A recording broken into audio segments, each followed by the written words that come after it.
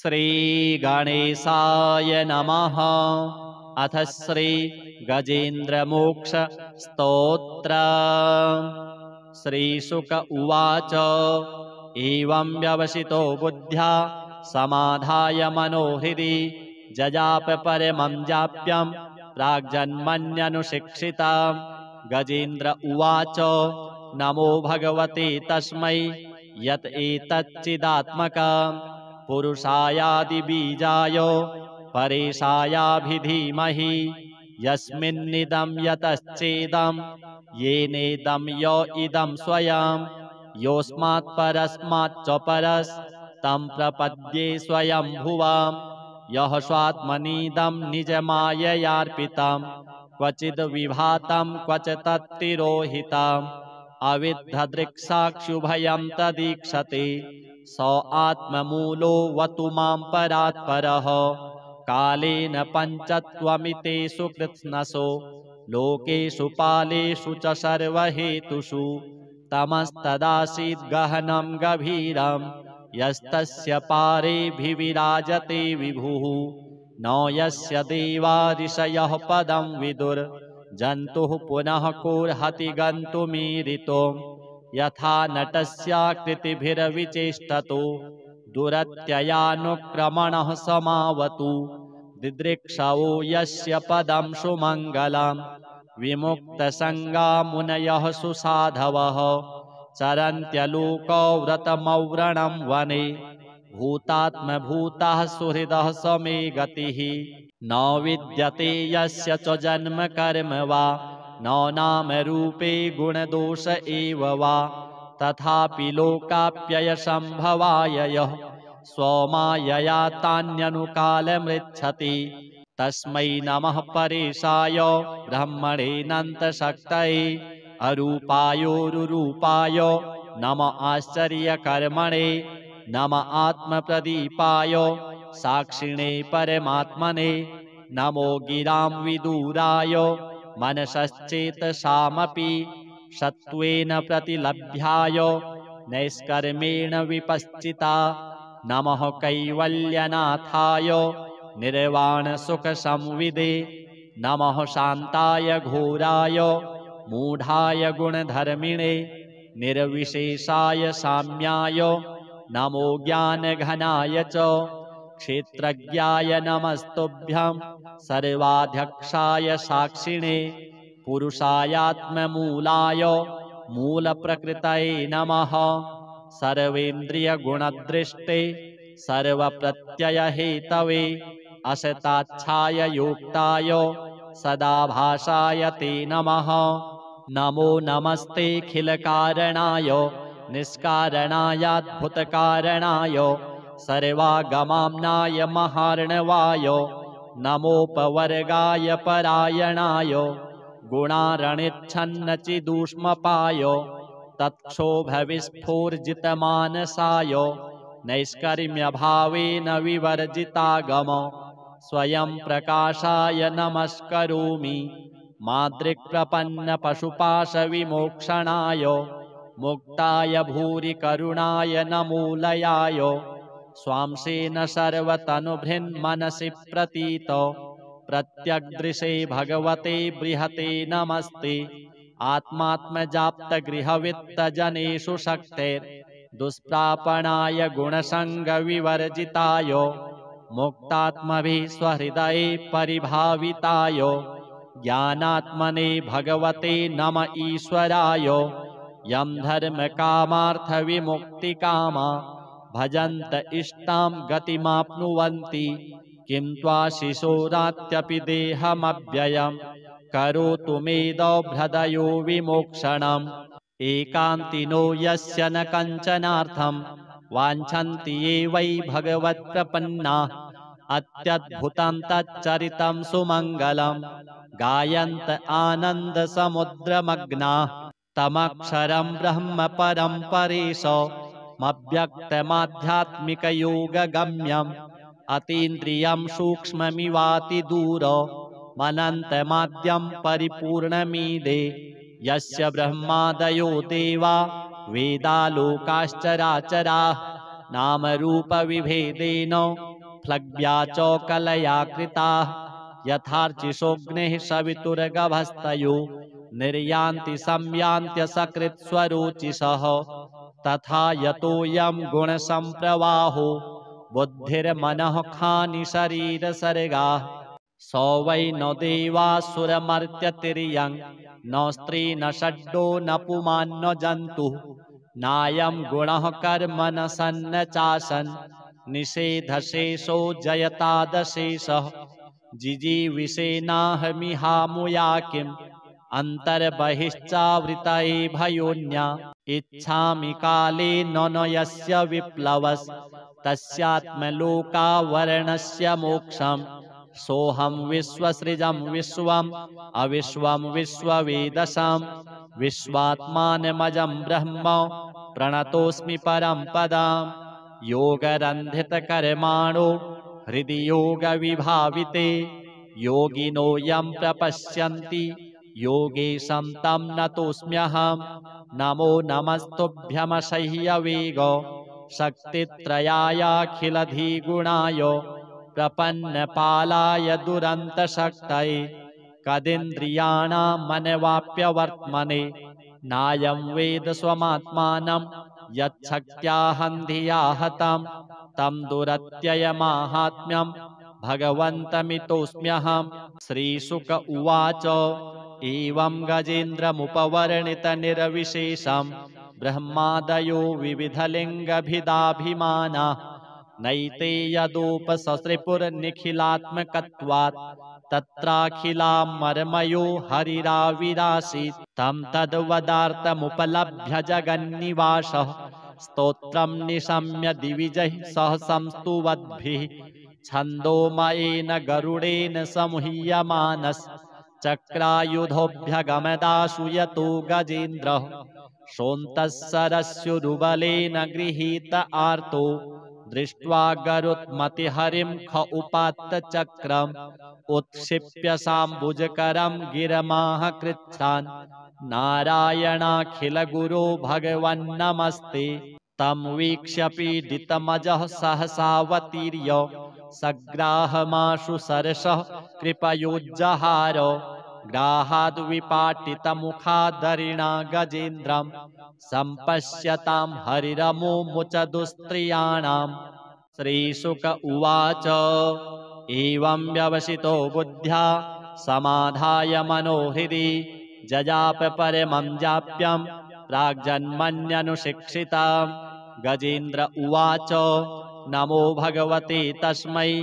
यत् एतच्चिदात्मकं पुरुषायादिबीजाय परेशायाभिधीमहि यस्मिन्निदं यतश्चेदं येनेदं य इदं स्वयं योऽस्मात् परस्माच्च परस्तं प्रपद्ये स्वयंभुवां यः स्वात्मनीदं निजमाययार्पितं क्वचिद् विभातं क्वच तत्तिरोहितम् अविद्धदृक्साक्षुभयं तदीक्षते स आत्ममूलो वतु मां परात्परः कालेन पञ्चत्वमितेषु कृत्स्नसो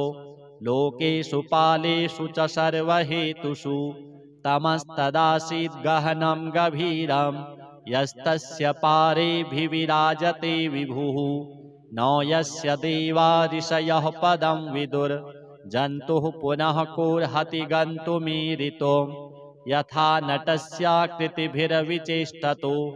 दुरत्ययानुक्रमणः समावतु दिदृक्षवो यस्य पदं सुमङ्गलं विमुक्तसङ्गा मुनयः सुसाधवः चरन्त्यलोको व्रतमव्रणं वने भूतात्मभूतः सुहृदः समे गतिः न विद्यते यस्य च जन्म कर्म वा न नाम रूपे गुणदोष एव वा तथापि लोकाप्ययसम्भवाय यः स्वमायया तान्यनुकालमृच्छति तस्मै नमः परेशाय ब्रह्मणेऽनन्तशक्तये अरूपायोरुरूपाय नम आश्चर्यकर्मणे नम आत्मप्रदीपाय साक्षिणे परमात्मने नमो गिरां विदूराय मनसश्चेतसामपि सत्त्वेन प्रतिलभ्याय नैष्कर्मेण विपश्चिता। नमः कैवल्यनाथाय निर्वाणसुखसंविदे। नमः शान्ताय घोराय मूढाय गुणधर्मिणे। निर्विशेषाय साम्याय नमो ज्ञानघनाय च। क्षेत्रज्ञाय नमस्तुभ्यं सर्वाध्यक्षाय साक्षिणे। पुरुषायात्ममूलाय मूलप्रकृतये नमः। सर्वेन्द्रियगुणदृष्टे सर्वप्रत्ययहेतवे। असताच्छाय योक्ताय सदाभासाय ते नमः। नमो नमस्तेऽखिलकारणाय निष्कारणायाद्भुतकारणाय सर्वागमाम्नाय महार्णवाय। नमोपवर्गाय परायणाय गुणारणिच्छन्नचिदूष्मपाय। तत्क्षोभविस्फूर्जितमानसाय नैष्कर्म्यभावेन विवर्जितागम स्वयं प्रकाशाय नमस्करोमि। मादृक्प्रपन्नपशुपाशविमोक्षणाय मुक्ताय भूरि करुणाय नमोलयाय। स्वांसेन सर्वतनुभृन्मनसि प्रतीत प्रत्यग्दृशे भगवते बृहते नमस्ते। आत्मात्मजाप्तगृहवित्तजनेषु शक्तेर्दुष्प्रापणाय गुणसङ्गविवर्जिताय। मुक्तात्मभिः स्वहृदये परिभाविताय ज्ञानात्मने भगवते नम ईश्वराय। यं धर्मकामार्थविमुक्तिकामा भजन्त इष्टां गतिमाप्नुवन्ति। किं त्वाशिशोरात्यपि देहमव्ययं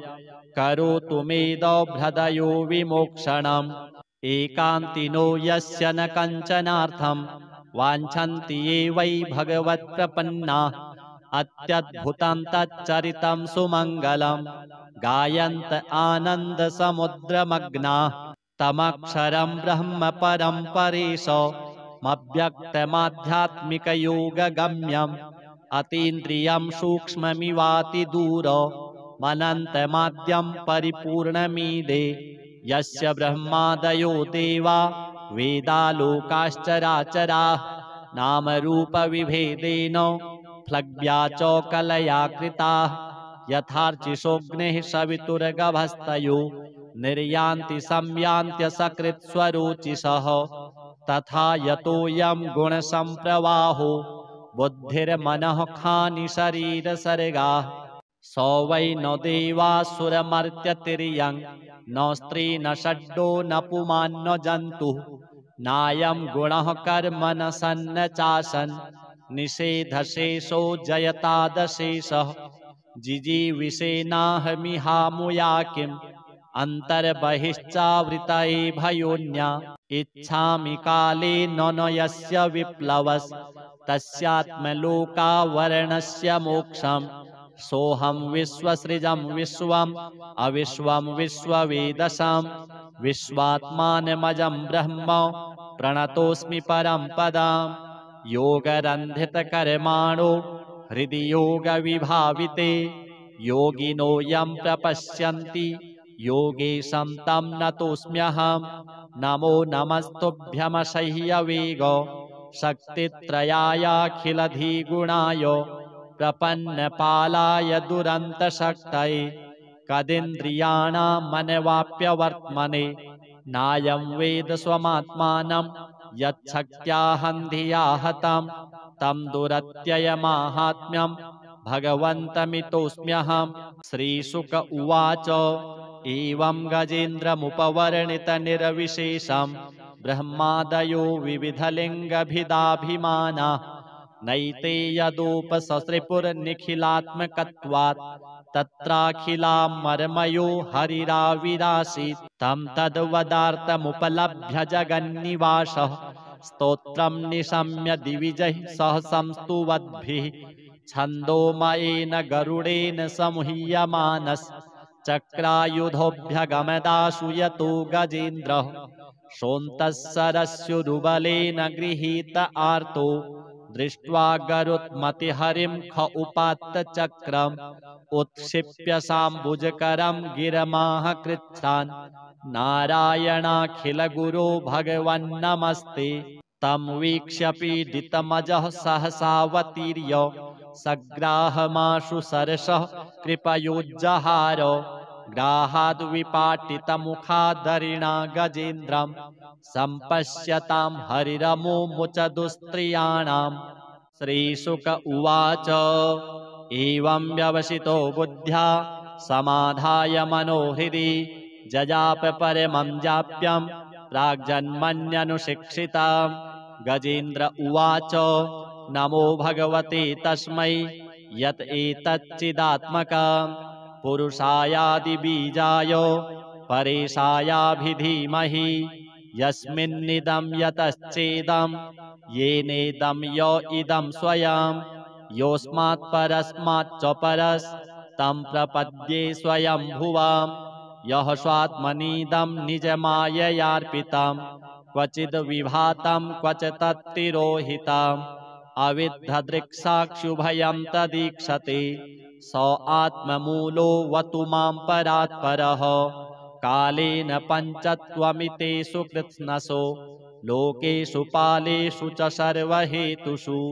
तमस्तदासीद् गहनं गभीरं यस्तस्य पारेऽभिविराजते विभुः। न यस्य देवा ऋषयः पदं विदुर् जन्तुः पुनः कोऽर्हति गन्तुमीरितुम्। यथा नटस्याकृतिभिर्विचेष्टतो दुरत्ययानुक्रमणः समावतु दिदृक्षवो यस्य पदं सुमङ्गलं विमुक्तसङ्गा मुनयः सुसाधवः चरन्त्यलोकव्रतमव्रणं वने भूतात्मभूतः सुहृदः स मे गतिः। न विद्यते यस्य च जन्म कर्म वा न नामरूपे गुणदोष एव वा तथापि लोकाप्ययसम्भवाय यः स्वमायया तान्यनुकालमृच्छति तस्मै नमः परेशाय ब्रह्मणेऽनन्तशक्तये अरूपायोरुरूपाय नम आश्चर्यकर्मणे नम आत्मप्रदीपाय साक्षिणे परमात्मने नमो गिरां विदूराय मनसश्चेतसामपि सत्त्वेन प्रतिलभ्याय नैष्कर्मेण विपश्चिता नमः कैवल्यनाथाय निर्वाणसुखसंविदे नमः शान्ताय घोराय मूढाय गुणधर्मिणे निर्विशेषाय साम्याय नमो ज्ञानघनाय च क्षेत्रज्ञाय नमस्तुभ्यं सर्वाध्यक्षाय साक्षिणे पुरुषायात्ममूलाय मूलप्रकृतये नमः सर्वेन्द्रियगुणदृष्टे सर्वप्रत्ययहेतवे असताच्छाय योक्ताय सदाभासाय ते नमः। नमो नमस्तेऽखिलकारणाय निष्कारणायाद्भुतकारणाय सर्वागमाम्नाय महार्णवाय नमोपवर्गाय परायणाय गुणारणिच्छन्नचिदूष्मपाय तत्क्षोभविस्फूर्जितमानसाय नैष्कर्म्यभावेन विवर्जितागम स्वयं प्रकाशाय नमस्करोमि मादृक्प्रपन्नपशुपाशविमोक्षणाय मुक्ताय भूरि करुणाय नमोलयाय स्वांसेन सर्वतनुभृन्मनसि प्रतीत प्रत्यग्दृशे भगवते बृहते नमस्ते आत्मात्मजाप्तगृहवित्तजनेषु शक्तेर्दुष्प्रापणाय गुणसङ्गविवर्जिताय मुक्तात्मभिः स्वहृदये परिभाविताय ज्ञानात्मने भगवते नम ईश्वराय यं धर्मकामार्थविमुक्तिकामा भजन्त इष्टां गतिमाप्नुवन्ति किं त्वाशिशोरात्यपि देहमव्ययं करोतु मेदौभ्रदयो विमोक्षणम् एकान्तिनो यस्य न कञ्चनार्थं वाञ्छन्ति ये वै भगवत्प्रपन्नाः अत्यद्भुतं तच्चरितं सुमङ्गलं गायन्त आनन्दसमुद्रमग्नाः तमक्षरं ब्रह्म परं परेशमव्यक्तमाध्यात्मिकयोगगम्यम् अतीन्द्रियं सूक्ष्ममिवातिदूरमनन्तमाद्यं परिपूर्णमीदे यस्य ब्रह्मादयो देवा वेदालोकाश्चराचराः नामरूपविभेदेन फ्लग्व्या च कलया कृताः यथार्चिषोऽग्निः सवितुर्गभस्तयो निर्यान्ति संयान्त्यसकृत्स्वरोचिषः तथा यतोऽयं गुणसम्प्रवाहो बुद्धिर्मनः खानि शरीरसर्गाः स वै न देवासुरमर्त्यतिर्यं न स्त्री न षड्डो न पुमान् न जन्तुः नायं गुणः कर्म न सन्न चासन् निषेधशेषो जयतादशेषः जिजीविषेनाहमिहामुया किम् अन्तर्बहिश्चावृता भयोन्या इच्छामि काले न यस्य विप्लवस् तस्यात्मलोकावरणस्य मोक्षम् सोऽहं विश्वसृजं विश्वम् अविश्वं विश्ववेदसाम् विश्वात्मानमजं ब्रह्म प्रणतोऽस्मि परं पदाम् योगरन्धितकर्माणो हृदि योगविभाविते योगिनो यं प्रपश्यन्ति योगेशं तं नतोऽस्म्यहम् नमो नमस्तुभ्यमसह्यवेग शक्तित्रयायाखिलधिगुणाय प्रपन्नपालाय दुरन्तशक्तये कदिन्द्रियाणामनवाप्यवर्त्मने नायं वेद स्वमात्मानं यच्छक्त्याहं धिया हतं तं दुरत्ययमाहात्म्यं भगवन्तमितोऽस्म्यहम्। श्रीशुक उवाच एवं गजेन्द्रमुपवर्णितनिरविशेषं ब्रह्मादयो विविधलिङ्गभिदाभिमानाः नैते यदोपससृपुर्निखिलात्मकत्वात् तत्राखिलामर्मयो हरिराविरासीत् तं तद्वदार्थमुपलभ्य जगन्निवासः स्तोत्रं निशम्य दिविजैः सह संस्तुवद्भिः छन्दोमयेन गरुडेन समुह्यमानस् चक्रायुधोऽभ्यगमदाशु यतो गजेन्द्रः सोऽन्तःसरस्युरुबलेन गृहीत आर्तो दृष्ट्वा गरुत्मतिहरिं ख उपात्त चक्रम् उत्क्षिप्य साम्बुजकरं गिरमाह कृच्छ्रान् नारायणाखिलगुरो भगवन्नमस्ते तं वीक्ष्य पीडितमजः सहसावतीर्य सग्राहमाशु सरसः कृपयोज्जहार ग्राहाद्विपाटितमुखादरिणा गजेन्द्रं सम्पश्यतां हरिरमुमुच दुस्त्रियाणाम्। श्रीशुक उवाच एवं व्यवसितो बुद्ध्या समाधाय मनोहृदि जजाप परमं जाप्यं प्राग्जन्मन्यनुशिक्षितां। गजेन्द्र उवाच नमो भगवते तस्मै यत् एतच्चिदात्मकं पुरुषायादिबीजाय परेशायाभिधीमहि यस्मिन्निदं यतश्चेदं येनेदं य इदं स्वयं योऽस्मात् परस्माच्च परस् तं प्रपद्ये स्वयंभुवां यः स्वात्मनीदं निजमाययार्पितं क्वचिद् विभातं क्वच तत्तिरोहितम् अविद्धदृक्साक्षुभयं तदीक्षते स आत्ममूलो वतु मां परात्परः कालेन पञ्चत्वमितेषु कृत्स्नसो लोकेषु पालेषु च सर्वहेतुषु तमस्तदासीद् गहनं गभीरं यस्तस्य पारेभिविराजते विभुः न यस्य देवा ऋषयः पदं विदुर् जन्तुः पुनः कोर्हति गन्तुमीरितो यथा नटस्याकृतिभिर्विचेष्टतो दुरत्ययानुक्रमणः समावतु दिदृक्षवो यस्य पदं सुमङ्गलं विमुक्तसङ्गा मुनयः सुसाधवः चरन्त्यलोकव्रतमव्रणं वने भूतात्मभूतः सुहृदः समे गतिः न विद्यते यस्य च जन्म कर्म वा न नाम रूपे गुणदोष एव वा तथापि लोकाप्ययसम्भवाय यः स्वमायया तान्यनुकालमृच्छति तस्मै नमः परेशाय ब्रह्मणेऽनन्तशक्तये अरूपायोरुरूपाय नम आश्चर्यकर्मणे नम आत्मप्रदीपाय साक्षिणे परमात्मने नमो गिरां विदूराय मनसश्चेतसामपि सत्त्वेन प्रतिलभ्याय नैष्कर्मेण विपश्चिता नमः कैवल्यनाथाय निर्वाणसुखसंविदे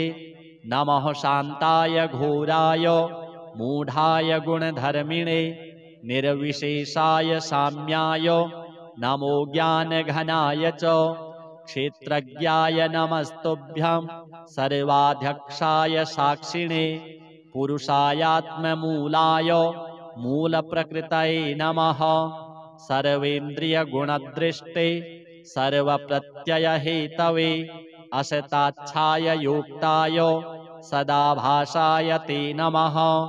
नमो नमस्तेऽखिलकारणाय निष्कारणायाद्भुतकारणाय सर्वागमाम्नाय महार्णवाय नमोपवर्गाय परायणाय गुणारणिच्छन्नचिदूष्मपाय तत्क्षोभविस्फूर्जितमानसाय नैष्कर्म्यभावेन विवर्जितागम स्वयं प्रकाशाय नमस्करोमि मादृक्प्रपन्नपशुपाशविमोक्षणाय मुक्ताय भूरि करुणाय नमोलयाय स्वांसेन सर्वतनुभृन्मनसि प्रतीत प्रत्यग्दृशे भगवते बृहते नमस्ते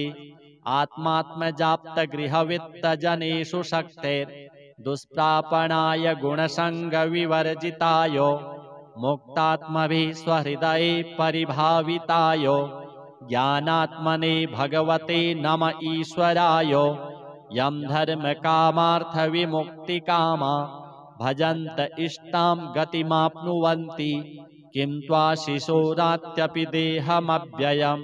करोतु मेदोभ्रदयो विमोक्षणम् एकान्तिनो यस्य न कञ्चनार्थं वाञ्छन्ति ये वै भगवत्प्रपन्नाः अत्यद्भुतं तच्चरितं सुमङ्गलं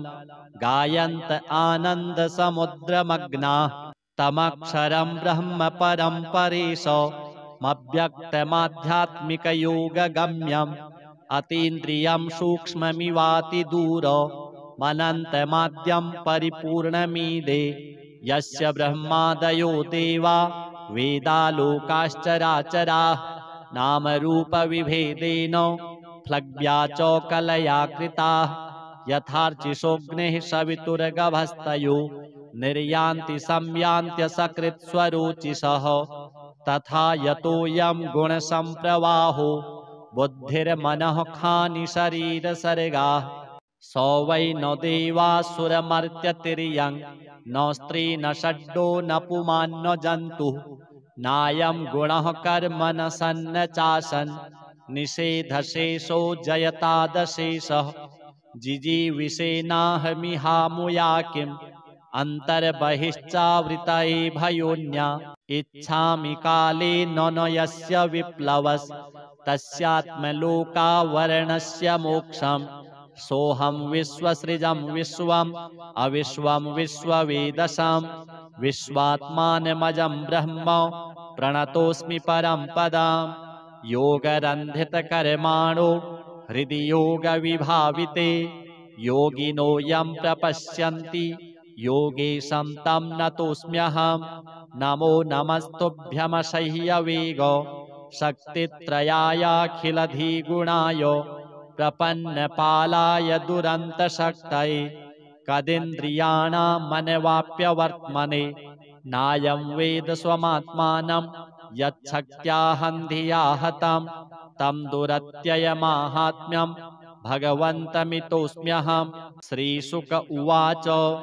एवं गजेन्द्रमुपवर्णितनिर्विशेषं ब्रह्मादयो विविधलिङ्गभिदाभिमानाः नैते यदोपससृपुर्निखिलात्मकत्वात् तत्राखिलामर्मयो हरिराविरासीत् तं तद्वदार्थमुपलभ्य जगन्निवासः स्तोत्रं निशम्य दिविजैः सह संस्तुवद्भिः छन्दोमयेन गरुडेन समुह्यमानश्चक्रायुधोऽभ्यगमदाशु यतो गजेन्द्रः शोन्तःसरस्युरुबलेन गृहीत आर्तो दृष्ट्वा गरुत्मतिहरिं ख उपात्तचक्रम् उत्क्षिप्य साम्बुजकरं गिरमाह कृच्छ्रान् नारायणाखिलगुरो भगवन्नमस्ते। तं वीक्ष्य पीडितमजः सहसावतीर्य सग्राहमाशु सरसः कृपयोज्जहार ग्राहाद्विपाटितमुखादरिणा गजेन्द्रं सम्पश्यतां हरिरमुमुच दुस्त्रियाणाम्। श्रीशुक उवाच एवं व्यवसितो बुद्ध्या समाधाय मनोहृदि जजाप परमं जाप्यं प्राग्जन्मन्यनुशिक्षिताम्। गजेन्द्र उवाच नमो भगवते तस्मै यत् एतच्चिदात्मकम् पुरुषायादिबीजाय परेशायाभिधीमहि यस्मिन्निदं यतश्चेदं येनेदं य इदं स्वयं योऽस्मात् परस्माच्च परस्तं प्रपद्ये स्वयंभुवां यः स्वात्मनीदं निजमाययार्पितं क्वचिद् विभातं क्वच तत्तिरोहितम् अविद्धदृक्साक्षुभयं तदीक्षते स आत्ममूलो वतु मां परात्परः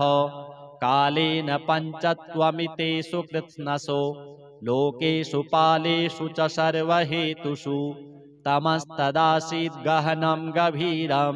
यस्तस्य पारेऽभिविराजते विभुः न यस्य देवा ऋषयः पदं विदुर् जन्तुः पुनः कोऽर्हति गन्तुमीरितुं यथा नटस्याकृतिभिर्विचेष्टतो दुरत्ययानुक्रमणः समावतु दिदृक्षवो यस्य पदं सुमङ्गलं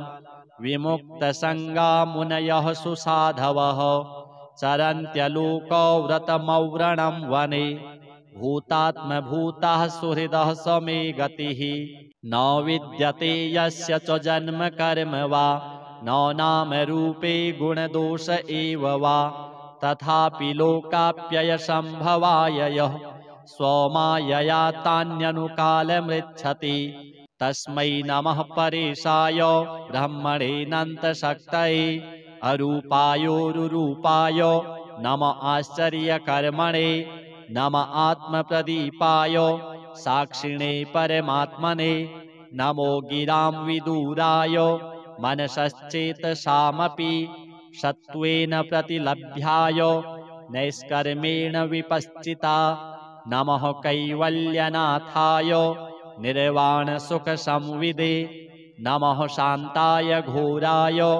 मूढाय गुणधर्मिणे निर्विशेषाय साम्याय नमो ज्ञानघनाय च क्षेत्रज्ञाय नमस्तुभ्यं सर्वाध्यक्षाय साक्षिणे पुरुषायात्ममूलाय मूलप्रकृतये नमः सर्वेन्द्रियगुणदृष्टे सर्वप्रत्ययहेतवे असताच्छाय योक्ताय सदाभासाय ते नमः। नमो नमस्तेऽखिलकारणाय निष्कारणायाद्भुतकारणाय सर्वागमाम्नाय महार्णवाय नमोपवर्गाय परायणाय गुणारणिच्छन्नचिदूष्मपाय तत्क्षोभविस्फूर्जितमानसाय नैष्कर्म्यभावेन विवर्जितागम स्वयं प्रकाशाय नमस्करोमि मादृक्प्रपन्नपशुपाशविमोक्षणाय मुक्ताय भूरि करुणाय नमोलयाय स्वांसेन सर्वतनुभृन्मनसि प्रतीत प्रत्यग्दृशे भगवते बृहते नमस्ते आत्मात्मजाप्तगृहवित्तजनेषु शक्तेर्दुष्प्रापणाय गुणसङ्गविवर्जिताय मुक्तात्मभिः स्वहृदये परिभाविताय ज्ञानात्मने भगवते नम ईश्वराय यं धर्मकामार्थविमुक्तिकामा भजन्त इष्टां गतिमाप्नुवन्ति किं त्वाशिशोरात्यपि देहमव्ययं करोतु मेदौ भ्रदयो विमोक्षणम्। एकान्तिनो यस्य न कञ्चनार्थं वाञ्छन्ति ये वै भगवत्प्रपन्नाः अत्यद्भुतं तच्चरितं सुमङ्गलं गायन्त आनन्दसमुद्रमग्नाः तमक्षरं ब्रह्म परं परेशमव्यक्तमाध्यात्मिकयोगगम्यम् अतीन्द्रियं सूक्ष्ममिवातिदूरमनन्तमाद्यं परिपूर्णमीडे यस्य ब्रह्मादयो देवा वेदालोकाश्चराचराः नामरूपविभेदेन फ्लग्व्या च कलया कृताः यथार्चिषोऽग्निः सवितुर्गभस्तयो निर्यान्ति संयान्त्यसकृत्स्वरोचिषः तथा यतोऽयं गुणसम्प्रवाहो बुद्धिर्मनः खानि शरीरसर्गाः स वै न देवासुरमर्त्यतिर्यं न स्त्री न षड्डो न पुमान् न जन्तुः नायं गुणः कर्म न सन्न चासन् निषेधशेषो जयतादशेषः जिजीविषेनाहमिहामुया किम् अन्तर्बहिश्चावृत भयोन्या इच्छामि काले न यस्य विप्लवस्तस्यात्मलोकावरणस्य मोक्षम् सोऽहं विश्वसृजं विश्वम् अविश्वं विश्ववेदसां विश्वात्मानमजं ब्रह्म प्रणतोऽस्मि परं पदाम् योगरन्धितकर्माणो हृदि योगविभाविते योगिनो यं प्रपश्यन्ति योगेशं तं नतोऽस्म्यहम् नमो नमस्तुभ्यमसह्यवेग शक्तित्रयायाखिलधिगुणाय प्रपन्नपालाय दुरन्तशक्तये कदिन्द्रियाणां मनवाप्यवर्त्मने नायं वेद स्वमात्मानं यच्छक्त्याहं धिया हतं तं दुरत्ययमाहात्म्यं भगवन्तमितोऽस्म्यहं। श्रीशुक उवाच एवं गजेन्द्रमुपवर्णितनिरविशेषं ब्रह्मादयो विविधलिङ्गभिदाभिमानाः नैते यदोपससृपुर्निखिलात्मकत्वात् तत्राखिलामर्मयो हरिराविरासीत् तं तद्वदार्थमुपलभ्य जगन्निवासः स्तोत्रं निशम्य दिविजैः सह संस्तुवद्भिः छन्दोमयेन गरुडेन समुह्यमानश्चक्रायुधोऽभ्यगमदाशु यतो गजेन्द्रः सोऽन्तःसरस्युरुबलेन गृहीत आर्तो दृष्ट्वा गरुत्मतिहरिं ख उपात्तचक्रम् उत्क्षिप्य साम्बुजकरं गिरमाह कृच्छ्रान् नारायणाखिलगुरो भगवन्नमस्ते तं वीक्ष्य पीडितमजः सहसावतीर्य सग्राहमाशु सरसः कृपयोज्जहार ग्राहाद्विपाटितमुखादरिणा गजेन्द्रं सम्पश्यतां हरिरमुमुच श्रीशुक उवाच एवं व्यवसितो बुद्ध्या समाधाय मनोहृदि जजाप परमं जाप्यं प्राग्जन्मन्यनुशिक्षितां गजेन्द्र उवाच नमो भगवते तस्मै यत् एतच्चिदात्मकं पुरुषायादिबीजाय परेशायाभिधीमहि यस्मिन्निदं यतश्चेदं येनेदं य इदं स्वयं योऽस्मात् परस्माच्च परस्तं प्रपद्ये स्वयंभुवां यः स्वात्मनीदं निजमाययार्पितं क्वचिद् विभातं क्वच तत्तिरोहितम् अविद्धदृक्साक्षुभयं तदीक्षते स आत्ममूलो वतु मां परात्परः कालेन पञ्चत्वमितेषु कृत्स्नसो लोकेषु पालेषु च सर्वहेतुषु तमस्तदासीद् गहनं गभीरं यस्तस्य पारेऽभिविराजते विभुः न यस्य देवा ऋषयः पदं विदुर् जन्तुः पुनः कोर्हति गन्तुमीरितो यथा नटस्याकृतिभिर्विचेष्टतो दुरत्ययानुक्रमणः समावतु दिदृक्षवो यस्य पदं सुमङ्गलं विमुक्तसङ्गा मुनयः सुसाधवः चरन्त्यलोकव्रतमव्रणं वने भूतात्मभूतः सुहृदः स मे गतिः न विद्यते यस्य च जन्म कर्म वा न नाम रूपे गुणदोष एव वा तथापि लोकाप्ययसम्भवाय यः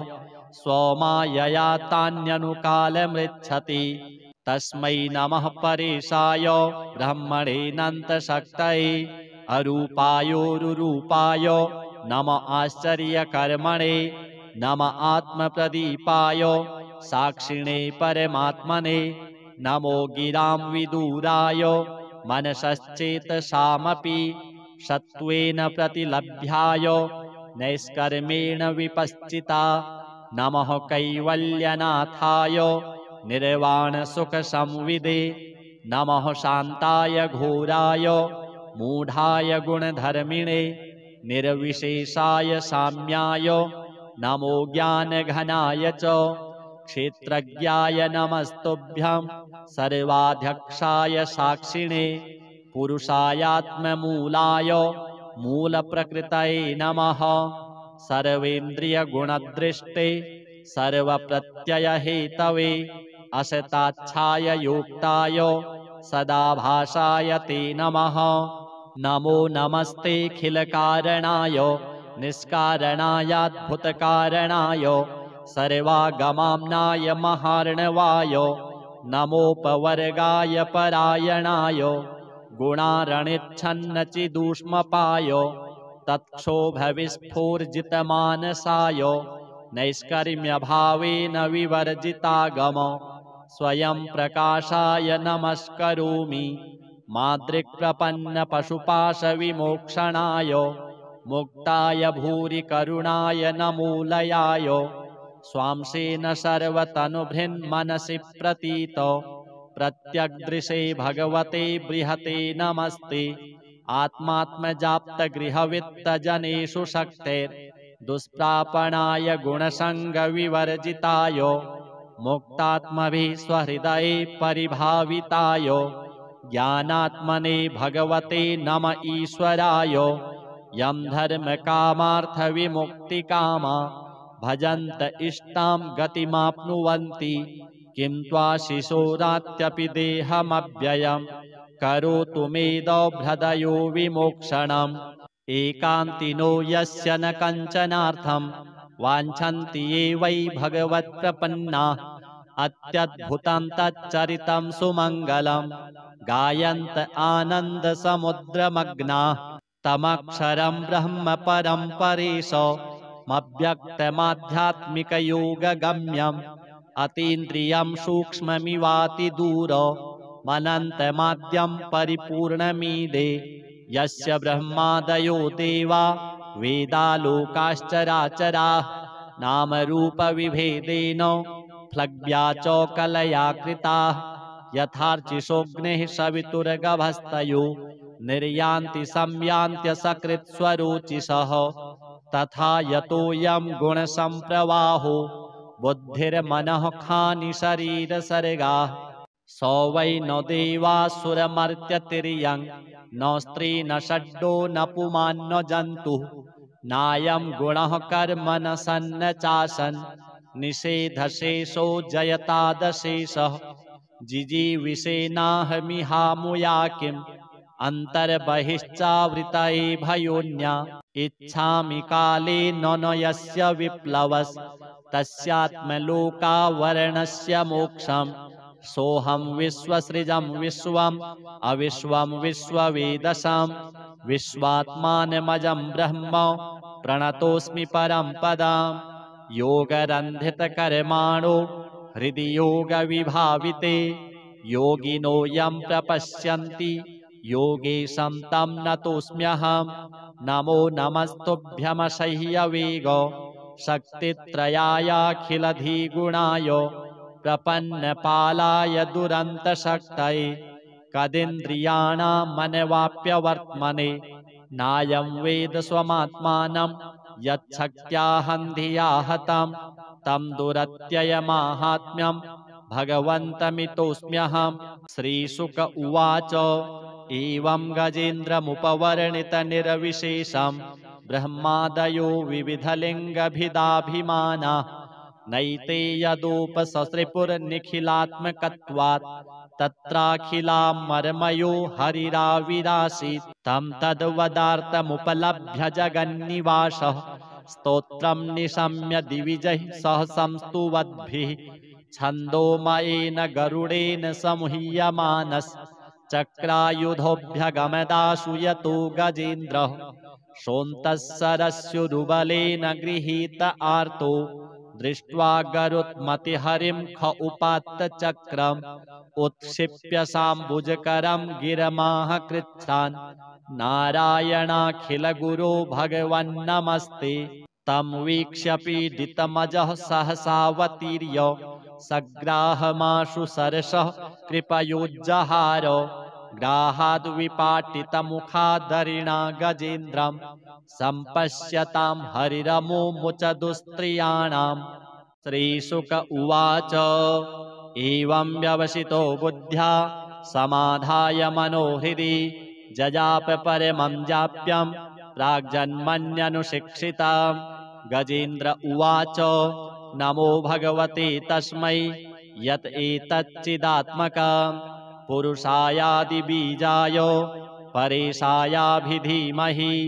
यस्मिन्निदं यतश्चेदं येनेदं य इदं स्वयं योऽस्मात् परस्माच्च परस्तं प्रपद्ये स्वयंभुवाम् यः स्वात्मनीदं निजमाययार्पितं क्वचिद् विभातं क्वच तत्तिरोहितम् अविद्धदृक्साक्षुभयं तदीक्षते स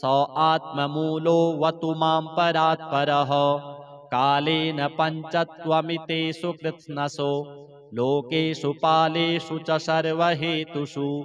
तमस्तदासीद् गहनं गभीरं यस्तस्य पारेऽभिविराजते विभुः न यस्य देवा ऋषयः पदं विदुर् जन्तुः पुनः कोर्हति गन्तुमीरितो यथा नटस्याकृतिभिर्विचेष्टतो दुरत्ययानुक्रमणः समावतु दिदृक्षवो यस्य पदं सुमङ्गलं विमुक्तसङ्गा मुनयः सुसाधवः चरन्त्यलोकव्रतमव्रणं वने भूतात्मभूतः सुहृदः समे गतिः न विद्यते यस्य च जन्म कर्म वा न नामरूपे गुणदोष एव वा तथापि लोकाप्ययसम्भवाय यः स्वमायया तान्यनुकालमृच्छति तस्मै नमः परेशाय ब्रह्मणेऽनन्तशक्तये अरूपायोरुरूपाय नम आश्चर्यकर्मणे नम आत्मप्रदीपाय साक्षिणे परमात्मने नमो गिरां विदूराय मनसश्चेतसामपि सत्त्वेन प्रतिलभ्याय नैष्कर्मेण विपश्चिता नमः कैवल्यनाथाय निर्वाणसुखसंविदे नमः शान्ताय घोराय मूढाय गुणधर्मिणे निर्विशेषाय साम्याय नमो ज्ञानघनाय च क्षेत्रज्ञाय नमस्तुभ्यं सर्वाध्यक्षाय साक्षिणे पुरुषायात्ममूलाय मूलप्रकृतये नमः सर्वेन्द्रियगुणदृष्टे सर्वप्रत्ययहेतवे असताच्छाय योक्ताय सदाभासाय ते नमः नमो नमस्तेऽखिलकारणाय निष्कारणायाद्भुतकारणाय सर्वागमाम्नाय महार्णवाय नमोपवर्गाय परायणाय गुणारणिच्छन्नचिदूष्मपाय तत्क्षोभविस्फूर्जितमानसाय नैष्कर्म्यभावेन विवर्जितागम स्वयं प्रकाशाय नमस्करोमि मादृक्प्रपन्नपशुपाशविमोक्षणाय मुक्ताय भूरि करुणाय नमोलयाय स्वांसेन सर्वतनुभृन्मनसि प्रतीत प्रत्यग्दृशे भगवते बृहते नमस्ते आत्मात्मजाप्तगृहवित्तजनेषु शक्तेर्दुष्प्रापणाय गुणसङ्गविवर्जिताय मुक्तात्मभिः स्वहृदये परिभाविताय ज्ञानात्मने भगवते नम ईश्वराय यं धर्मकामार्थविमुक्तिकामा भजन्त इष्टां गतिमाप्नुवन्ति। किं त्वाशिशोरात्यपि देहमव्ययम् करोतु मेदोभ्रदयो विमोक्षणम्। एकान्तिनो यस्य न कञ्चनार्थं वाञ्छन्ति ये वै भगवत्प्रपन्नाः। अत्यद्भुतं तच्चरितं सुमङ्गलं गायन्त आनन्दसमुद्रमग्नाः। तमक्षरं ब्रह्म परं परेशमव्यक्तमाध्यात्मिकयोगगम्यम्। अतीन्द्रियं सूक्ष्ममिवातिदूरमनन्तमाद्यं परिपूर्णमीदे। यस्य ब्रह्मादयो देवा वेदालोकाश्चराचराः नामरूपविभेदेन फ्लग्व्या च कलया कृताः। यथार्चिषोऽग्निः सवितुर्गभस्तयो निर्यान्ति संयान्त्यसकृत्स्वरोचिषः। तथा यतोऽयं गुणसम्प्रवाहो बुद्धिर्मनः खानि शरीरसर्गाः। स वै न देवासुरमर्त्यतिर्यं न स्त्री न षड्डो न पुमान् न जन्तुः। नायं गुणः कर्म न सन्न चासन् निषेधशेषो जयतादशेषः। जिजीविषेनाहमिहामुया किम् अन्तर्बहिश्चावृतये भयोन्या। इच्छामि काले न यस्य विप्लवस् तस्यात्मलोकावरणस्य मोक्षम्। सोऽहं विश्वसृजं विश्वम् अविश्वं विश्ववेदसाम्। विश्वात्मानमजं ब्रह्म प्रणतोऽस्मि परं पदम्। योगरन्धितकर्माणो हृदि योगविभाविते योगिनो यं प्रपश्यन्ति योगेशं तं नतोऽस्म्यहम्। नमो नमस्तुभ्यमसह्यवेग शक्तित्रयायाखिलधिगुणाय प्रपन्नपालाय दुरन्तशक्तये। कदिन्द्रियाणां मनवाप्यवर्त्मने नायं वेद स्वमात्मानं यच्छक्त्याहन्धिया हतं। तं दुरत्ययमाहात्म्यं भगवन्तमितोऽस्म्यहम्। श्रीशुक उवाच एवं गजेन्द्रमुपवर्णितनिर्विशेषं ब्रह्मादयो विविधलिङ्गभिदाभिमानाः। नैते यदोपससृपुर्निखिलात्मकत्वात् तत्राखिलामर्मयो हरिराविरासीत्। तं तद्वदार्थमुपलभ्य जगन्निवासः स्तोत्रं निशम्य दिविजैः सह संस्तुवद्भिः। छन्दोमयेन गरुडेन समुह्यमानस् चक्रायुधोऽभ्यगमदाशु यतो गजेन्द्रः। सोऽन्तःसरस्युरुबलेन गृहीत आर्तो दृष्ट्वा गरुत्मतिहरिं ख उपात्त चक्रम्। उत्क्षिप्य साम्बुजकरं गिरमाह कृच्छ्रान् नारायणाखिलगुरो भगवन्नमस्ते। तं वीक्ष्य पीडितमजः सहसावतीर्य सग्राहमाशु सरसः कृपयोज्जहार। ग्राहाद्विपाटितमुखादरिणा गजेन्द्रं सम्पश्यतां हरिरमुमुच दुस्त्रियाणाम्। श्रीशुक उवाच एवं व्यवसितो बुद्ध्या समाधाय मनोहृदि जजाप परमं जाप्यं प्राग्जन्मन्यनुशिक्षिताम्। गजेन्द्र उवाच नमो भगवते तस्मै यत् एतच्चिदात्मकम् पुरुषायादिबीजाय परेशायाभिधीमहि। यस्मिन्निदं यतश्चेदं येनेदं य इदं स्वयं। योऽस्मात् परस्माच्च परस् तं प्रपद्ये स्वयंभुवम्। यः स्वात्मनीदं निजमाययार्पितं क्वचिद् विभातं क्वच तत्तिरोहितम्। अविद्धदृक्साक्षुभयं तदीक्षते स आत्ममूलो वतु मां परात्परः। कालेन पञ्चत्वमितेषु कृत्स्नसो लोकेषु पालेषु च सर्वहेतुषु। तमस्तदासीद् गहनं गभीरं यस्तस्य पारेऽभिविराजते विभुः। न यस्य देवा ऋषयः पदं विदुर् जन्तुः पुनः कोऽर्हति गन्तुमीरितो। यथा नटस्याकृतिभिर्विचेष्टतो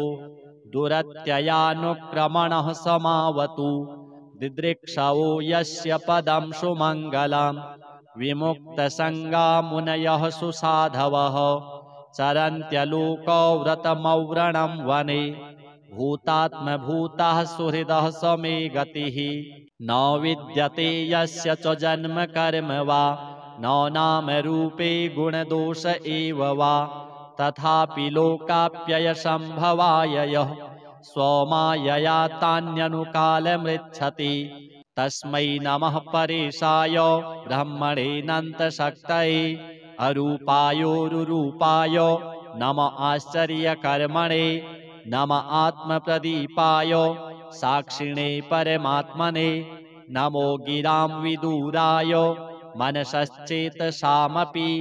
सत्त्वेन प्रतिलभ्याय नैष्कर्मेण विपश्चिता नमः कैवल्यनाथाय निर्वाणसुखसंविदे नमः शान्ताय घोराय मूढाय गुणधर्मिणे निर्विशेषाय साम्याय नमो ज्ञानघनाय च क्षेत्रज्ञाय नमस्तुभ्यं सर्वाध्यक्षाय साक्षिणे पुरुषायात्ममूलाय मूलप्रकृतये नमः सर्वेन्द्रियगुणदृष्टे सर्वप्रत्ययहेतवे असताच्छाय योक्ताय सदाभासाय ते नमः नमो नमस्तेऽखिलकारणाय निष्कारणायाद्भुतकारणाय सर्वागमाम्नाय महार्णवाय नमोपवर्गाय परायणाय गुणारणिच्छन्नचिदूष्मपाय तत्क्षोभविस्फूर्जितमानसाय नैष्कर्म्यभावेन विवर्जितागम स्वयं प्रकाशाय नमस्करोमि मातृक्प्रपन्नपशुपाशविमोक्षणाय मुक्ताय भूरि करुणाय नमोलयाय स्वांसेन सर्वतनुभृन्मनसि प्रतीत प्रत्यग्दृशे भगवते बृहते नमस्ते आत्मात्मजाप्तगृहवित्तजनेषु शक्तेर्दुष्प्रापणाय गुणसङ्गविवर्जिताय मुक्तात्मभिः स्वहृदये परिभाविताय ज्ञानात्मने भगवते नम ईश्वराय यं धर्मकामार्थविमुक्तिकामा भजन्त इष्टां गतिमाप्नुवन्ति किं त्वाशिशोरात्यपि देहमव्ययं करोतु मेदोभ्रदयो विमोक्षणम् एकान्तिनो यस्य न कञ्चनार्थं वाञ्छन्ति ये वै भगवत्प्रपन्नाः अत्यद्भुतं तच्चरितं सुमङ्गलं गायन्त आनन्दसमुद्रमग्नाः तमक्षरं ब्रह्म परं परेशमव्यक्तमाध्यात्मिकयोगगम्यम् अतीन्द्रियं सूक्ष्ममिवातिदूरमनन्तमाद्यं परिपूर्णमीदे यस्य ब्रह्मादयो देवा वेदालोकाश्चराचराः नामरूपविभेदेन फ्लग्व्या च कलया कृताः यथार्चिषोऽग्निः सवितुर्गभस्तयो निर्यान्ति संयान्त्यसकृत्स्वरोचिषः तथा यतोऽयं गुणसम्प्रवाहो बुद्धिर्मनः खानि शरीरसर्गाः स वै न देवासुरमर्त्यतिर्यं न स्त्री न षड्डो न पुमान् न जन्तुः नायं गुणः कर्म न सन्न चासन् निषेधशेषो जयतादशेषः जिजीविषेनाहमिहामुया किम् अन्तर्बहिश्चावृतये भयोन्या इच्छामि काले न यस्य विप्लवस् तस्यात्मलोकावरणस्य मोक्षम् सोऽहं विश्वसृजं विश्वम् अविश्वं विश्ववेदसां विश्वात्मानमजं ब्रह्म प्रणतोऽस्मि परं पदम् योगरन्धितकर्माणो हृदि योगविभाविते योगिनो यं प्रपश्यन्ति योगेशं तं नतोऽस्म्यहं नमो नमस्तुभ्यमसह्यवेग शक्तित्रयायाखिलधिगुणाय प्रपन्नपालाय दुरन्तशक्तये कदिन्द्रियाणामनवाप्यवर्त्मने नायं वेद स्वमात्मानं यच्छक्त्याहं धिया हतं तं दुरत्ययमाहात्म्यं भगवन्तमितोऽस्म्यहम्। श्रीशुक उवाच एवं गजेन्द्रमुपवर्णितनिरविशेषम् ब्रह्मादयो विविधलिङ्गभिदाभिमानाः नैते यदोपससृपुर्निखिलात्मकत्वात् तत्राखिलामर्मयो हरिराविरासीत् तं तद्वदार्थमुपलभ्य जगन्निवासः स्तोत्रं निशम्य दिविजैः सह संस्तुवद्भिः छन्दोमयेन गरुडेन समुह्यमानश्चक्रायुधोऽभ्यगमदाशु यतो गजेन्द्रः सोऽन्तःसरस्युरुबलेन गृहीत आर्तो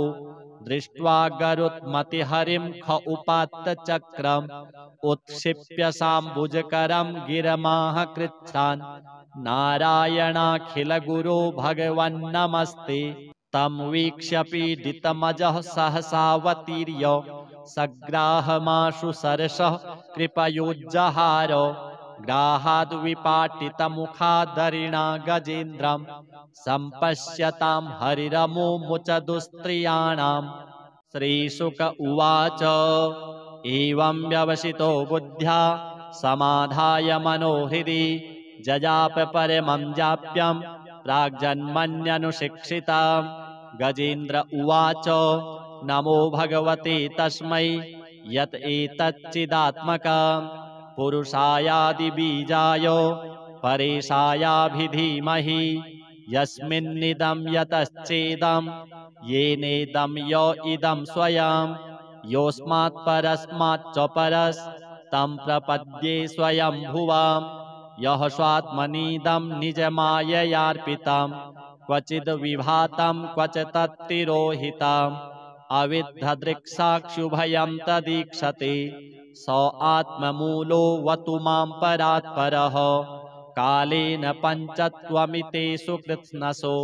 लोकेषु पालेषु च सर्वहेतुषु तमस्तदासीद् गहनं गभीरं यस्तस्य पारेऽभिविराजते विभुः न यस्य देवा ऋषयः पदं विदुर् जन्तुः पुनः कोऽर्हति गन्तुमीरितो यथा नटस्याकृतिभिर्विचेष्टतो दुरत्ययानुक्रमणः समावतु दिदृक्षवो यस्य पदं सुमङ्गलं विमुक्तसङ्गा मुनयः सुसाधवः चरन्त्यलोकव्रतमव्रणं वने भूतात्मभूतः सुहृदः स मे गतिः न विद्यते यस्य च जन्म कर्म वा न नाम रूपे गुणदोष एव वा तथापि लोकाप्ययसम्भवाय यः स्वमायया तान्यनुकालमृच्छति तस्मै नमः परेशाय ब्रह्मणेऽनन्तशक्तये अरूपायोरुरूपाय नम आश्चर्यकर्मणे नम आत्मप्रदीपाय साक्षिणे परमात्मने नमो गिरां विदूराय मनसश्चेतसामपि सत्त्वेन प्रतिलभ्याय नैष्कर्मेण विपश्चिता नमः कैवल्यनाथाय निर्वाणसुखसंविदे नमः शान्ताय घोराय मूढाय गुणधर्मिणे निर्विशेषाय साम्याय नमो ज्ञानघनाय च क्षेत्रज्ञाय नमस्तुभ्यं सर्वाध्यक्षाय साक्षिणे पुरुषायात्ममूलाय मूलप्रकृतये नमः सर्वेन्द्रियगुणदृष्टे सर्वप्रत्ययहेतवे असताच्छाय योक्ताय सदाभासाय ते नमः नमो नमस्तेऽखिलकारणाय निष्कारणायाद्भुतकारणाय सर्वागमाम्नाय महार्णवाय नमोपवर्गाय परायणाय गुणारणिच्छन्नचिदूष्मपाय तत्क्षोभविस्फूर्जितमानसाय नैष्कर्म्यभावेन विवर्जितागम स्वयं प्रकाशाय नमस्करोमि मादृक्प्रपन्नपशुपाशविमोक्षणाय मुक्ताय भूरि करुणाय नमोलयाय स्वांसेन सर्वतनुभृन्मनसि प्रतीत प्रत्यग्दृशे भगवते बृहते नमस्ते आत्मात्मजाप्तगृहवित्तजनेषु शक्तेर् दुष्प्रापणाय गुणसङ्गविवर्जिताय मुक्तात्मभिः स्वहृदये परिभाविताय ज्ञानात्मने भगवते नम ईश्वराय यं धर्मकामार्थविमुक्तिकामा भजन्त इष्टां गतिमाप्नुवन्ति किं त्वाशिशोरात्यपि देहमव्ययम् करोतु मेदोभ्रदयो विमोक्षणम् एकान्तिनो यस्य न कञ्चनार्थं वाञ्छन्ति ये वै भगवत्प्रपन्नाः अत्यद्भुतं तच्चरितं सुमङ्गलं गायन्त आनन्दसमुद्रमग्नाः तमक्षरं ब्रह्म परं परेशमव्यक्तमाध्यात्मिकयोगगम्यम् अतीन्द्रियं सूक्ष्ममिवातिदूरमनन्तमाद्यं परिपूर्णमीदे यस्य ब्रह्मादयो देवा वेदालोकाश्चराचराः नामरूपविभेदेन फ्लग्व्या च कलया कृताः यथार्चिषोऽग्निः सवितुर्गभस्तयो निर्यान्ति संयान्त्यसकृत्स्वरोचिषः तथा यतोऽयं गुणसम्प्रवाहो बुद्धिर्मनः खानि शरीरसर्गाः स वै न देवासुरमर्त्यतिर्यं न स्त्री न षड्डो न पुमान् न जन्तुः नायं गुणः कर्म न सन्न चासन् निषेधशेषो जयतादशेषः जिजीविषेनाहमिहामुया किम् अन्तर्बहिश्चावृतये भयोन्या इच्छामि काले न यस्य विप्लवस् तस्यात्मलोकावरणस्य मोक्षम् सोऽहं विश्वसृजं विश्वम् अविश्वं विश्ववेदसां विश्वात्मानमजं ब्रह्म प्रणतोऽस्मि परं पदाम् योगरन्धितकर्माणो हृदि योगविभाविते योगिनो यं प्रपश्यन्ति योगेशं तं नतोऽस्म्यहम् नमो नमस्तुभ्यमसह्यवेग शक्तित्रयायाखिलधिगुणाय प्रपन्नपालाय दुरन्तशक्तये कदिन्द्रियाणां मनवाप्यवर्त्मने नायं वेद स्वमात्मानं यच्छक्त्याहं धिया हतं तं दुरत्ययमाहात्म्यं भगवन्तमितोऽस्म्यहम् श्रीशुक उवाच एवं गजेन्द्रमुपवर्णितनिरविशेषं ब्रह्मादयो विविधलिङ्गभिदाभिमानाः नैते यदोपससृपुर्निखिलात्मकत्वात् तत्राखिलामर्मयो हरिराविरासीत् तं तद्वदार्थमुपलभ्य जगन्निवासः स्तोत्रं निशम्य दिविजैः सह संस्तुवद्भिः छन्दोमयेन गरुडेन समुह्यमानश्चक्रायुधोऽभ्यगमदाशु यतो गजेन्द्रः सोऽन्तःसरस्युरुबलेन गृहीत आर्तो दृष्ट्वा गरुत्मतिहरिं ख उपात्तचक्रम् उत्क्षिप्य साम्बुजकरं गिरमाह कृच्छ्रान् नारायणाखिलगुरो भगवन्नमस्ते तं वीक्ष्य पीडितमजः सहसावतीर्य सग्राहमाशु सरसः कृपयोज्जहार ग्राहाद्विपाटितमुखादरिणा गजेन्द्रं सम्पश्यतां हरिरमुमुच दुस्त्रियाणाम् श्रीशुक उवाच एवं व्यवसितो बुद्ध्या समाधाय मनोहृदि जजाप परमं जाप्यं प्राग्जन्मन्यनुशिक्षिताम् गजेन्द्र उवाच नमो भगवते तस्मै यत् एतच्चिदात्मकम् पुरुषायादिबीजाय परेशायाभिधीमहि यस्मिन्निदं यतश्चेदं येनेदं य इदं स्वयं योऽस्मात् परस्माच्च परस्तं प्रपद्ये स्वयंभुवां यः स्वात्मनीदं निजमाययार्पितं क्वचिद् विभातं क्वच तत्तिरोहितम् अविद्धदृक्साक्षुभयं तदीक्षते स आत्ममूलो वतु मां परात्परः कालेन पञ्चत्वमितेषु कृत्स्नसो लोकेषु पालेषु च सर्वहेतुषु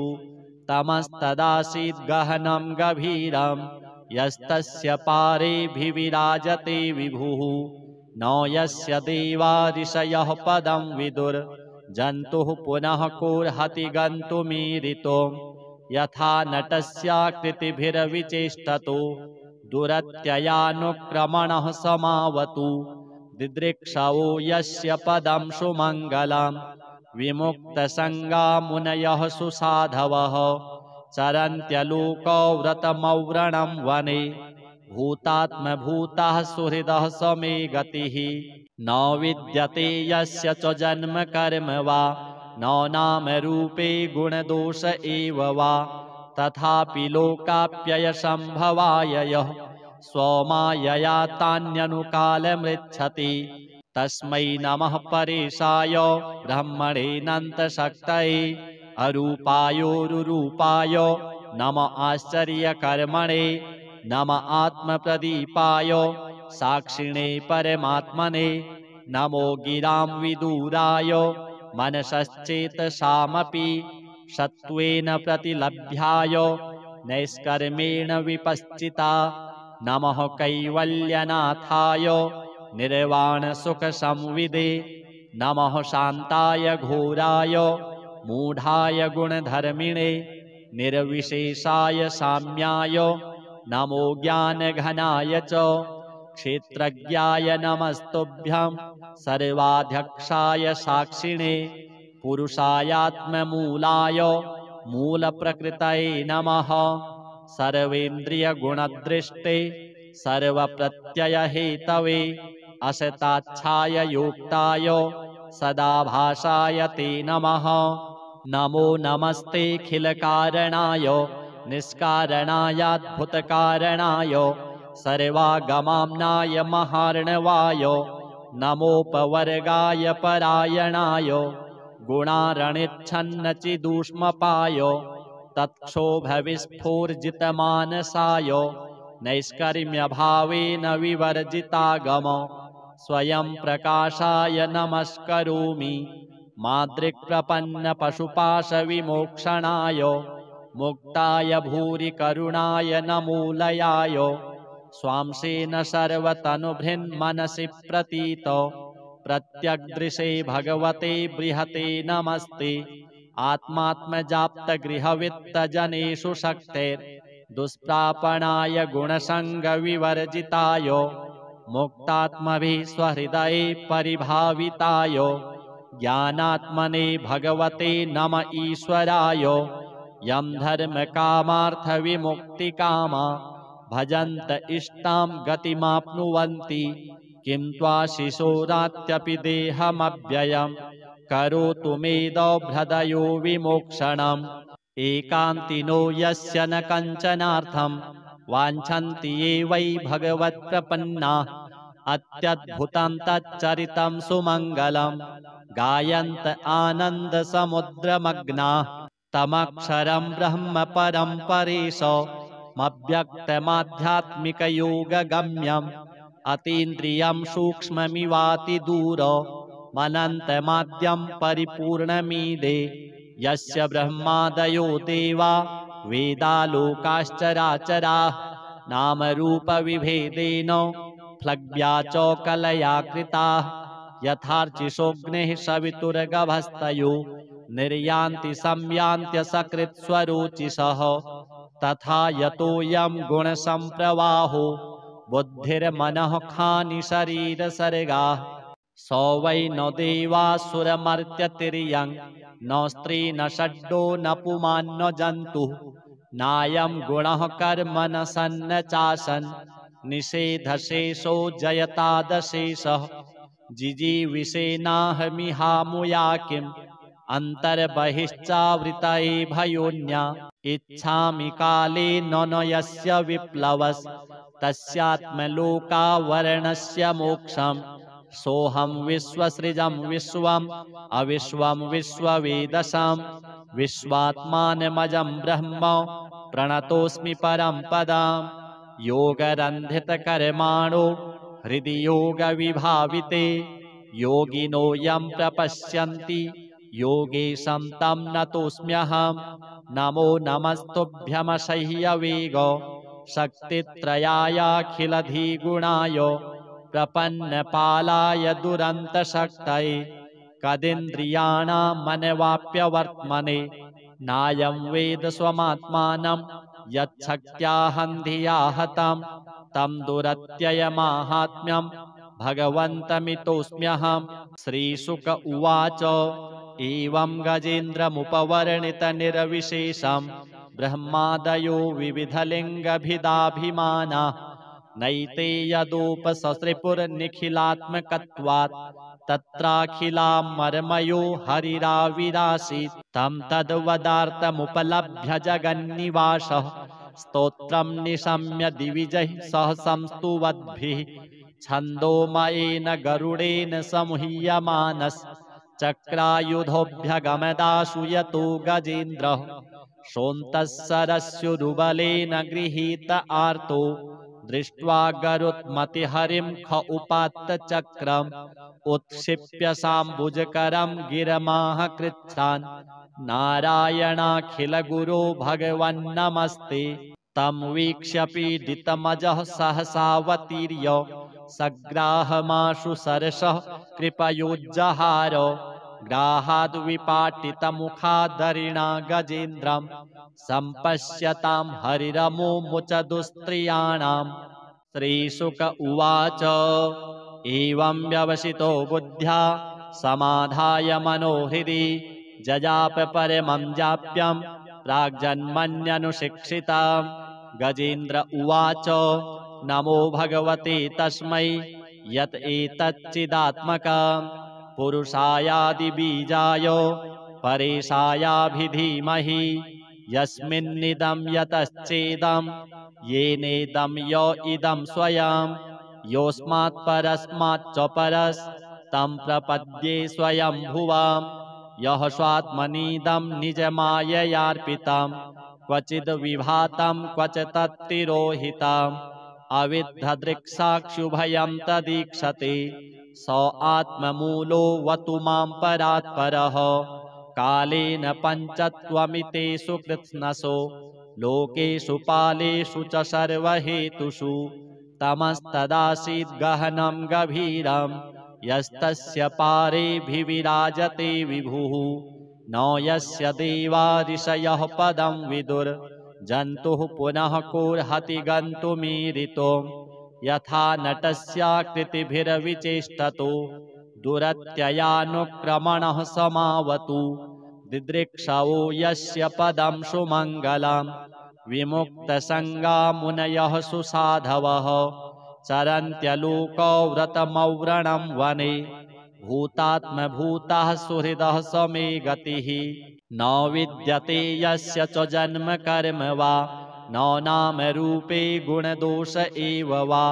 तथापि लोकाप्ययसम्भवाय यः स्वमायया तान्यनुकालमृच्छति तस्मै नमः परेशाय ब्रह्मणेऽनन्तशक्तये अरूपायोरुरूपाय नम आश्चर्यकर्मणे नम आत्मप्रदीपाय साक्षिणे परमात्मने नमो गिरां विदूराय मनसश्चेतसामपि सत्त्वेन प्रतिलभ्याय नैष्कर्मेण विपश्चिता नमः कैवल्यनाथाय निर्वाणसुखसंविदे नमः शान्ताय घोराय मूढाय गुणधर्मिणे निर्विशेषाय साम्याय नमो ज्ञानघनाय च क्षेत्रज्ञाय नमस्तुभ्यं सर्वाध्यक्षाय साक्षिणे पुरुषायात्ममूलाय मूलप्रकृतये नमः सर्वेन्द्रियगुणदृष्टे सर्वप्रत्ययहेतवे असताच्छाय योक्ताय सदाभासाय ते नमः नमो नमस्तेऽखिलकारणाय निष्कारणायाद्भुतकारणाय सर्वागमाम्नाय महार्णवाय नमोपवर्गाय परायणाय गुणारणिच्छन्नचिदूष्मपाय तत्क्षोभविस्फूर्जितमानसाय नैष्कर्म्यभावेन विवर्जितागम स्वयं प्रकाशाय नमस्करोमि मादृक्प्रपन्नपशुपाशविमोक्षणाय मुक्ताय भूरि करुणाय नमो लयाय स्वांसेन सर्वतनुभृन्मनसि प्रतीतो प्रत्यग्दृशे भगवते बृहते नमस्ते आत्मात्मजाप्तगृहवित्तजनेषु शक्तेर्दुष्प्रापणाय गुणसङ्गविवर्जिताय मुक्तात्मभिः स्वहृदये परिभाविताय ज्ञानात्मने भगवते नम ईश्वराय यं धर्मकामार्थविमुक्तिकामा भजन्त इष्टां गतिमाप्नुवन्ति किं त्वाशिशोरात्यपि देहमव्ययम् करोतु मेदोभ्रदयो विमोक्षणम् एकान्तिनो यस्य न कञ्चनार्थं वाञ्छन्ति ये वै भगवत्प्रपन्नाः अत्यद्भुतं तच्चरितं सुमङ्गलं गायन्त आनन्दसमुद्रमग्नाः तमक्षरं ब्रह्म परं परेशमव्यक्तमाध्यात्मिकयोगगम्यम् अतीन्द्रियं सूक्ष्ममिवातिदूरमनन्तमाद्यं परिपूर्णमीदे यस्य ब्रह्मादयो देवा वेदालोकाश्चराचराः नामरूपविभेदेन फ्लग्व्या च कलया कृताः यथार्चिषोऽग्निः सवितुर्गभस्तयो निर्यान्ति संयान्त्यसकृत्स्वरोचिषः तथा यतोऽयं गुणसम्प्रवाहो बुद्धिर्मनः खानि शरीरसर्गाः स वै न देवासुरमर्त्यतिर्यं न स्त्री न षड्डो न पुमान् न जन्तुः नायं गुणः कर्म न सन्न चासन् निषेधशेषो जयतादशेषः जिजीविषेनाहमिहामुया किम् अन्तर्बहिश्चावृतये भयोन्या इच्छामि काले न यस्य विप्लवस् तस्यात्मलोकावरणस्य मोक्षम् सोऽहं विश्वसृजं विश्वम् अविश्वं विश्ववेदसां विश्वात्मानमजं ब्रह्म प्रणतोऽस्मि परं पदाम् योगरन्धितकर्माणो हृदि योगविभाविते योगिनो यं प्रपश्यन्ति योगेशं तं नतोऽस्म्यहं नमो नमस्तुभ्यमसह्यवेग शक्तित्रयायाखिलधिगुणाय प्रपन्नपालाय दुरन्तशक्तये कदिन्द्रियाणां मनवाप्यवर्त्मने नायं वेद स्वमात्मानं यच्छक्त्याहन्धिया हतं तं दुरत्ययमाहात्म्यं भगवन्तमितोऽस्म्यहं श्रीशुक उवाच एवं गजेन्द्रमुपवर्णितनिर्विशेषं ब्रह्मादयो विविधलिङ्गभिदाभिमानाः नैते यदोपससृपुर्निखिलात्मकत्वात् तत्राखिलामर्मयो हरिराविरासीत् तं तद्वदार्थमुपलभ्य जगन्निवासः स्तोत्रं निशम्य दिविजैः सह संस्तुवद्भिः छन्दोमयेन गरुडेन समुह्यमानस् चक्रायुधोऽभ्यगमदाशु यतो गजेन्द्रः सोऽन्तःसरस्युरुबलेन गृहीत आर्तो दृष्ट्वा गरुत्मतिहरिं ख उपात्त चक्रम्